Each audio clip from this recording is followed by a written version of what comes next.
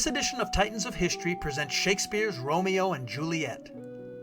The play Romeo and Juliet is a tragedy written by William Shakespeare early in his career about two young star-crossed lovers whose deaths ultimately reconcile their feuding families.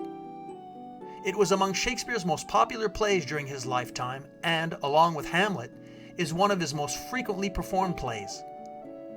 The story belongs to a tradition of tragic romances stretching back to antiquity. Its plot is based on an Italian tale translated into English during the 1560s.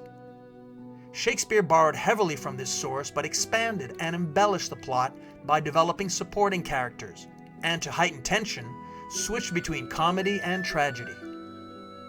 Shakespeare's version was written and first performed in the early to mid-1590s, and the text was first published in 1597. Since the bard's death in 1616, Romeo and Juliet has been adapted numerous times around the world in many languages for stage, opera, musical, radio, television, and film. Several lines from the play have become iconic, including "Two households, both alike in dignity, in fair Verona where we lay our scene, from ancient grudge break to new mutiny, where civil blood makes civil hands unclean. From forth the fatal loins of these two foes, a pair of star-crossed lovers take their life. Oh, she doth teach the torches to burn bright, it seems she hangs upon the cheek of night. If I profane with my unworthiest hand this holy shrine, the gentle sin is this: my lips, two blushing pilgrims, ready stand to smooth that rough touch with a tender kiss. But soft, what light through yonder window breaks? It is the east, and Juliet is the sun. See how she leans her cheek upon her hand.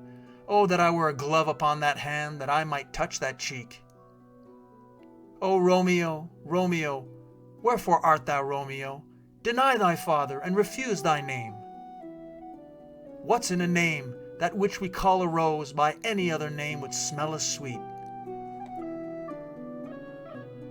Oh, swear not by the moon, the inconstant moon that monthly changes in her circled orb, lest that thy love prove likewise variable. Good night, good night. Parting is such sweet sorrow, that I shall say good night till it be morrow. A plague of both your houses!